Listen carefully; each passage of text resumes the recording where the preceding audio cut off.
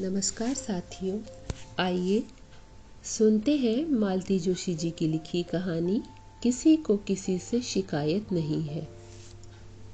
इशिता नहा कर निकली ही थी कि पापा की आवाज़ आई।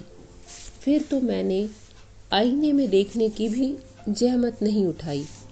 क्रीम मलते हुए ही नीचे उतर आई, क्योंकि पापा से ज़रा सी देर बर्दाश्त नहीं होती। वे तो सोचते हैं कि जैसे सामने वाले के पंख लगे हुए हैं। मैं नीचे पहुंची तब तक 3 आवाज़ें लगा चुके थे। जी पापा, बाहर शायद सुशील आया है, मैंने अभी अभी उसकी बाइक की आवाज़ सुनी है। जी कहकर मैं बाहर जाने को मुड़ी तो झल्लाए, पहले पूरी बात तो सुन लिया करो। मैं ठिठक कर वहीं खड़ी हो गई। देखो, उसे ज़रा जल्दी रवाना कर दो। We have no time to waste today। और सुनो, एक बार फिर उन्होंने मुझे अधबीच में ही रोक लिया। उसे कुछ भी बताने की ज़रूरत नहीं है। कुछ भी मतलब यही कि हम कहाँ जा रहे हैं, क्यों जा रहे हैं। बस इतना बता दो कि फ़्लाइट पकड़नी है। बस इतना भी बताने की क्या ज़रूरत है। मैं मन ही मन भुनभुनाई। पापा के सामने मुंह खोलने का तो सवाल ही नहीं था। बाहर आकर देखा, सुशील दा का कहीं अता पता न था। बगीचे में हरी पानी दे रहा था। उसी से पूछा, सुशील दा आए थे क्या? और नहीं तो जे दे के गए हैं, उसने लॉन चेयर की ओर इशारा करते हुए ठेठ अंदाज में कहा। अंदर आकर बताना था ना। रुके ही नहीं, बोले जल्दी में हूँ। लॉन चेयर पर एक खूबसूरत बुके रखा हुआ था और साथ में एक कार्ड भी, हैप्पी बर्थडे। मैं दोनों चीजें लेकर भीतर आई। पापा ने अखबार से गर्दन उठाकर कहा, चला गया, आज बड़ी जल्दी गया। उन्हें भी 100 काम होते हैं पापा, पर उन 100 कामों के बावजूद मुझे बर्थडे विश करने आए थे। और घर में तो किसी को, यहाँ तक कि मुझे भी मेरा जन्मदिन याद नहीं रहा। अनचाहे ही मेरा स्वर कुछ तल्ख हो गया था, पर पापा ने ध्यान नहीं दिया। इत्मीनान से बोले, तुम्हारा बर्थडे याद नहीं रहा because we have other important things to attend. Other important things मतलब मेरी दिल्ली यात्रा। इन दिनों हम सब लोग एक उत्तेजना से भरे हुए हैं। सबकी आंखें मेरे दिल्ली प्रवास पर टिकी हुई हैं। पिछले 8 दिनों से मैं इसकी रिहर्सल कर रही हूँ।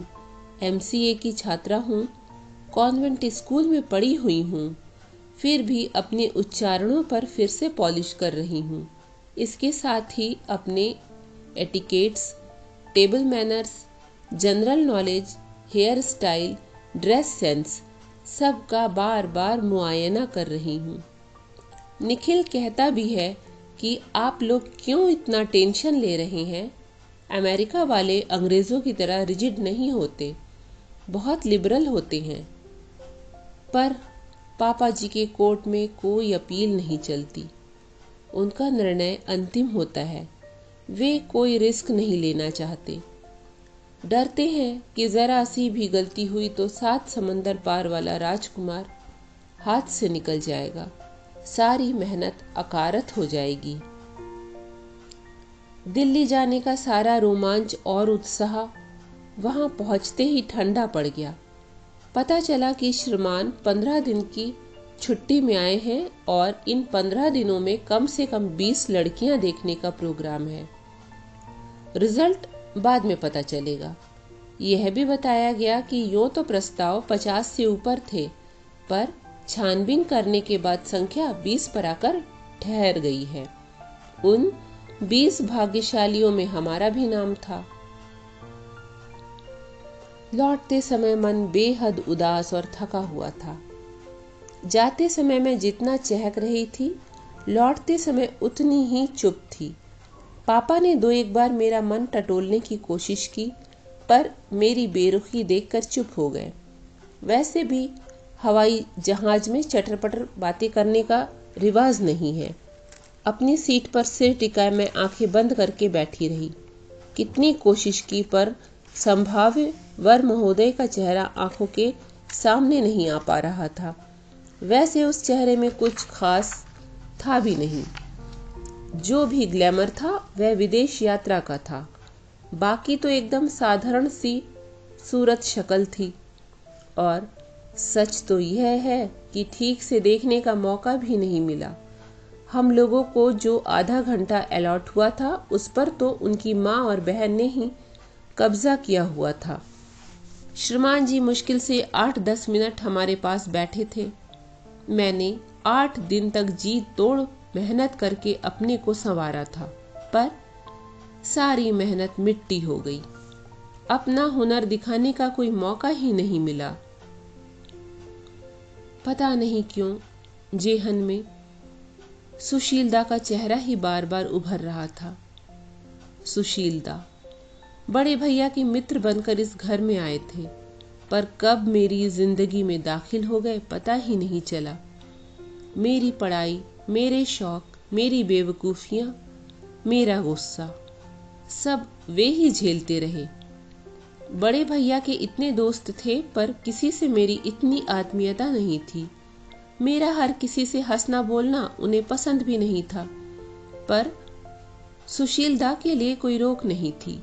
वे इस घर के सम्मानीय अतिथि थे। भैया तो खैर उनके कायल थे ही, पर पापा ने भी मम्मी से कह रखा था, बड़ा होनहार लड़का है, इसे हाथ से जाने नहीं देना है। इंजीनियरिंग के आखिरी साल में ही भैया ने यूएसए जाने की तैयारी शुरू कर दी थी। पापा ने तो सारी प्लानिंग पहले से कर रखी थी। वे लोग सुशीलदा से भी आग्रह कर रहे थे, पर वह अपना मन नहीं बना पा रहे थे। उनका पूरा ही कैरियर इतना अच्छा था कि कई तरह की छात्रवृत्तियां उन्हें मिल रही थी, पर उन्हें डर लग रहा था कि कहीं वे घर पर बोझ न बन जाए। इस ऊहापोह में काफी दिन निकल गए और भैया करीब महीने भर पहले वहां चले गए। एक बात अच्छी रही कि दोनों का दाखिला एक ही यूनिवर्सिटी में हो गया था। बड़े भैया के जाने के बाद घर सूना हो गया था। सुशीलदा के जाने के बाद तो शायद मेरा जीवन ही सूना हो जाता। 2 या 3 साल जो भी थे मुझ पर भारी पड़ने थे। भैया के जाने से पहले पापा ने एक शानदार पार्टी दी थी। भैया ने चाहा था कि इस पार्टी में हमारी सगाई की उद्घोषणा हो जाए, पर वह संभव न हो सका। इस रिश्ते पर अभी बुजुर्गों की मुहर लगनी बाकी थी। मम्मी ने कई बार कहा होगा, हम लोग लड़की वाले हैं, एक बार हमें चलकर बात कर लेनी चाहिए, पर पापा कभी राजी नहीं हुए। अपने उच्च पदस्थ होने का दंभ उन्हें एक साधारण व्यक्ति के घर जाने से रोकता था। वे कहते थे सब दकियानूसी बातें हैं, आजकल लड़का लड़की सब बराबर हैं। वैसे हम दोनों के बीच भी अब तक इस तरह की कोई बात नहीं हुई थी। उनसे परिचय हुआ था तब मैं 15 वर्ष की थी। तब वे मुझे एक बच्ची की तरह ट्रीट करते थे और उनका व्यवहार अब भी वैसा ही बना हुआ था। पर उम्र के साथ मेरा मन भी परिपक्व होता गया था और अब वे केवल भैया के मित्र नहीं थे, मेरे बहुत अपने कोई थे। जिस तरह सुशीलदा इस घर के प्रिय पाहुन थे, मैं भी उनके घर भर की चहेती थी। मैं उनके मन की थाह तो नहीं ले पाई थी, पर जैसा लाड़ दुलार उस घर में मिलता था, उससे लगता था उन लोगों ने मुझे स्वीकार कर लिया है। उनकी माँ तो मुझ पर जान छिड़कती थी। मन में एक क्षीण आशा थी कि शायद जाने से पहले वे अपने दिल की बात मेरे सामने रख दे, पर वैसा मौका ही नहीं आया।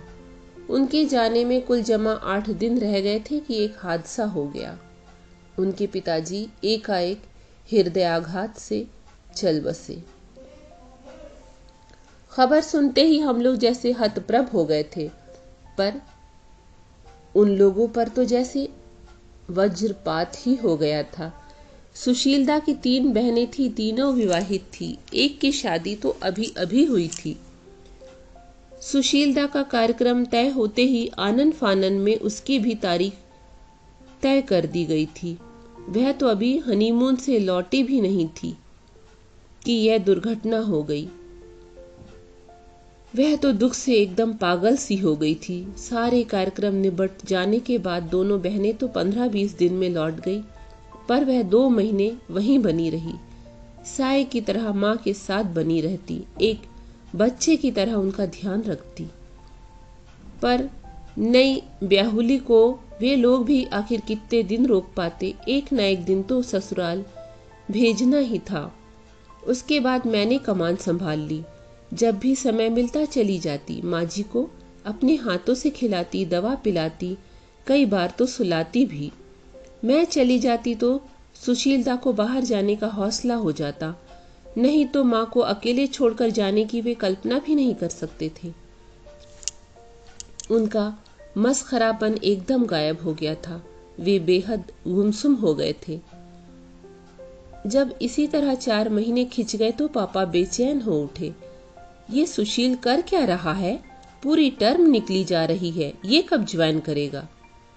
आखिर उनसे रहा नहीं गया। एक दिन सुशीलदा मुझे छोड़ने आए थे तो उनसे पूछ ही लिया, सुशील, मेरे ख्याल से अब तुम अगली टर्म से ज्वाइन करो तो ठीक रहेगा, क्योंकि इतने दिनों बाद मेकअप करना तो बहुत मुश्किल होगा। सुशीलदा धीरे से बोले, अंकल, अब मैंने जाने का इरादा एक तरह से छोड़ ही दिया है। यहीं कोई कोर्स कर लूंगा या फिर कोई जॉब ले लूंगा।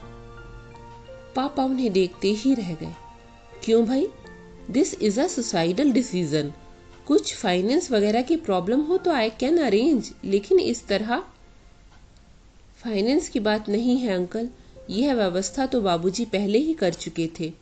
नए सिरे से कुछ करना होता तो प्रॉब्लम होती। फिर क्या बात है? अंकल, इस समय मेरा घर छोड़ना असंभव ही है। बाबूजी के एकदम चले जाने से माँ एकदम टूट गई हैं। अगर मैं बाहर चला गया तो वे बिस्तर ही पकड़ लेंगी। तो इतनी सी बात के लिए तुम अपना कैरियर तबाह कर दोगे? मैं तो हैरान रह गई। पापा ये कैसी बातें कर रहे हैं? सुशीलदा का चेहरा भी तमतमा गया। बड़े ही तल्ख अंदाज में बोले, ये इतनी सी बात नहीं है अंकल, मेरी माँ की जिंदगी का सवाल है। पापा को भी शायद तब तक अपनी गलती का एहसास हो गया था। बोले, सॉरी, मैं शायद अपनी बात ठीक से नहीं कह पाया। मेरा मतलब यह था कि यह कोई इतनी बड़ी समस्या नहीं है। तुम्हारी 3 बहनें हैं, वे लोग बारी बारी से भी आके माँ के पास रुक सकती हैं, या वे भी बीच बीच में उन लोगों के पास जा सकती हैं। मुश्किल से 2-3 साल की बात है। फिर एक बार वहाँ जॉब लेकर तुम अच्छे से सेटल हो जाओ तो माँ को भी बुला लेना। मेरी 3 बहनें शादीशुदा हैं सर। वे अपने घर गृहस्थी छोड़कर कितने दिन आकर रह पाएंगी? बड़ी दोनों तो जॉब में भी हैं और माँ तो उनकी ससुराल में जाकर कभी नहीं रहेंगी, भले ही उन्हें यहाँ अकेला रहना पड़े। और वहाँ सेटल होने का मेरा कभी कोई इरादा नहीं था। लौट कर तो मुझे यहीं आना था। पढ़ाई के बाद यहीं जॉब ढूंढना था, सो अब भी ढूंढ सकता हूँ। पढ़ना चाहूँ तो यहाँ भी बहुत स्कोप है। बस विदेश का ग्लैमर नहीं है, और उस ग्लैमर का मोह तो मुझे कभी नहीं रहा। पापा उन्हें ऐसे देखते रहे जैसे पहली बार देख रहे हूं। उसके बाद वाले 2-4 दिन बेहद खराब गुजरे। मेरा मूड बेतरह उखड़ गया था। सुशीलदा पर बेहद गुस्सा आ रहा था। इतना बड़ा निर्णय ले लिया और मुझसे पूछा तक नहीं। क्या सचमुच उन्हें मुझसे कोई सरोकार नहीं है? मैं ही पागल की तरह उन्हें मन दे बैठी हूं। लग रहा था जैसे किसी ने मुझे ऊंचे पहाड़ से नीचे खाई में ढकेल दिया हो। समझ में ही नहीं आ रहा था कि क्या करूं। और फिर एक दिन पापा ने मुझे अपनी स्टडी में बुलवाया और गंभीर स्वर में पूछा, Ishita, are you serious about this fellow? Which fellow? यही मिस्टर सुशील। मेरा मतलब है कि तुम्हारा अफेयर जेन्युइन है था? जेन्युइन है या? मेरा आहत अभिमान एकदम फुफकार उठा था। वॉट अफेयर पापा? He is just a friend, a family friend. बचपन से घर आते रहे हैं इसीलिए थोड़े क्लोज हैं बस। सच कह रही हो? एब्सोल्युटली पापा। तो तुम्हारे लिए लड़के देखना शुरू करूं? मैं चाहता हूं तुम्हारा फाइनल होते होते शादी भी सेटल हो जाए, फिर मैं इत्मीनान से निखिल को देखूंगा। तुम्हारी मम्मी कह रही थी कि एक बार सुशील के लिए पूछ लो, इसीलिए पूछ लिया। तुम्हें कोई इंटरेस्ट नहीं है? Then it is all right. और फिर पापा ने जोर शोर से वर संशोधन अभियान आरंभ कर दिया। शर्त एक ही थी, लड़का NRI हो, चाहे फिर वह डॉक्टर, इंजीनियर, वकील, प्रोफेसर कुछ भी हो। यह दिल्ली प्रवास इस अभियान की पहली किस्त थी। लौट कर आई तो अजीब सी मनोस्थिति थी। ना घर में मन लगता था, ना कॉलेज जाने का मन होता था। 24 घंटे कान दिल्ली वालों के फोन पर लगे हुए थे। इतनी व्यग्रता से मैंने आज तक किसी रिजल्ट्स की प्रतीक्षा नहीं की थी। इसी बीच सुशीलता वाला बुके मेरे कमरे में अनाहत सा पड़ा रहा। एक दिन झाड़ू लगाते हुए हरी ने पूछा, जे फूल अब गंधाने लगे हैं, फेंक दे? तब मुझे उसका ध्यान आया। मैंने धीरे से कार्ड निकाल लिया और फूल जाने दिया। उस शाम पता नहीं क्या सोचकर मैं उनके घर चली गई। वे घर पर नहीं थे। इस बीच उन्हें कोई जॉब मिल गई थी। माँ जी घर पर अकेली थी। मुझे देखते ही निहाल सी हो गई। पहले तो अंक में भरकर खूब प्यार किया, फिर शिकायत करती रही कि इतने दिनों कहाँ गायब रही। तब मुझे भान हुआ कि मैं पूरे 2 महीने बाद आ रही थी। शिकायत का दौर समाप्त होने के बाद ही वे मेरे लिए ढेर सारा नाश्ता निकाल लाई। गाजर का हलवा, मठरी और भी ना जाने क्या क्या। मुझे यह देखकर अच्छा लगा कि वे फिर पहले की तरह रसोई से जुड़ रही हैं। सच है, समय बड़े से बड़ा जख्म भी भर देता है। उसी समय सुशीलता काम से लौटे। माँ, ये क्या गजब कर रही हो? बड़ी मुश्किल से तो उसने अपना वजन घटाया है, इतना खिला कर उसे मोटा कर दोगी तो उससे शादी कौन करेगा? चुप कर, माँ जी ने झिड़का। एक दिन खाने से कोई मोटा नहीं होता और उससे शादी करने वाले बहुतेरे मिल जाएंगे। तू फिक्र मत कर। उनके स्वर से प्यार छिलका पड़ रहा था। माँ, हम लोग टेरेस पर बैठते हैं, उन्होंने नाश्ते की प्लेटें उठाते हुए कहा। चाय बन जाए तो आवाज दे देना, बेकार ऊपर नीचे मत करना। ईशा, तुम पानी ले लो। माँ जी मुग्ध भाव से हम दोनों को ऊपर जाते देखती रही। उनका उस तरह से देखना मुझे संकोच और ग्लानि से भर गया। और सुनाइए, आज इधर कैसे कृपा की? उन्होंने एक व्यंग उछाला। बस ऐसे ही।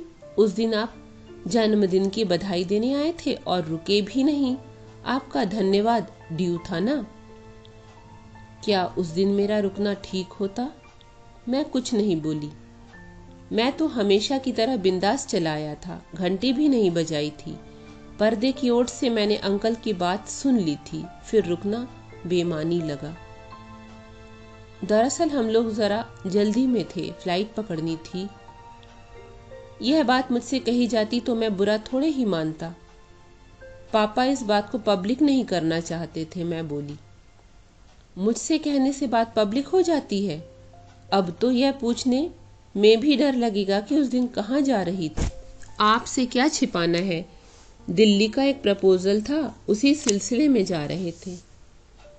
फिर बात बनी। रिजल्ट का इंतजार है। 15 दिन में 20 लड़कियां देखने का प्लान था। निर्णय उसके बाद ही लिया जाएगा।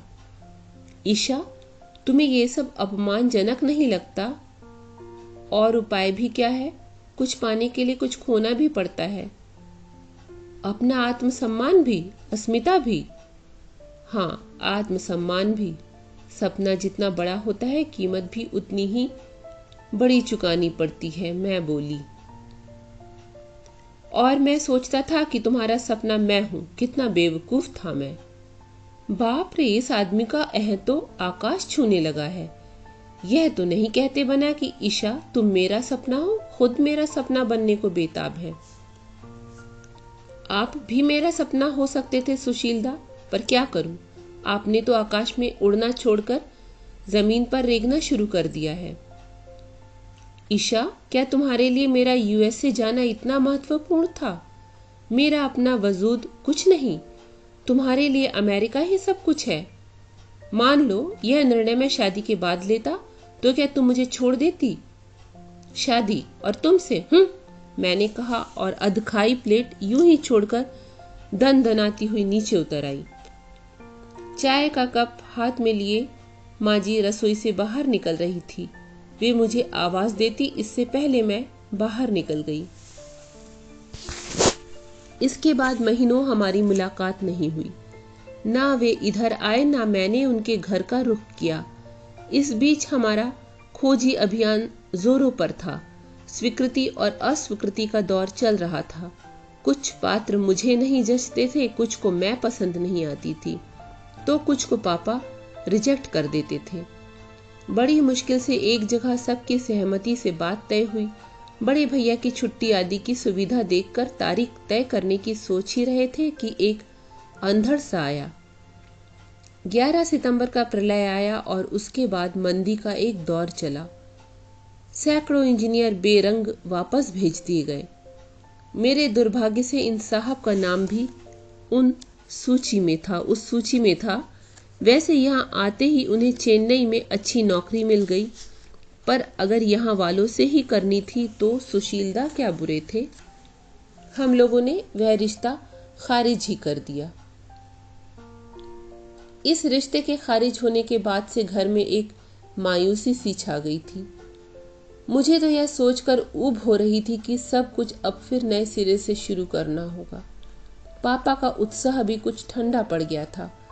कहाँ तो एमसीए करते करते ही मेरी शादी हो जाने की बात थी, अब पास करके भी 6 महीने हो चले थे और मैं अनब्याही बैठी थी।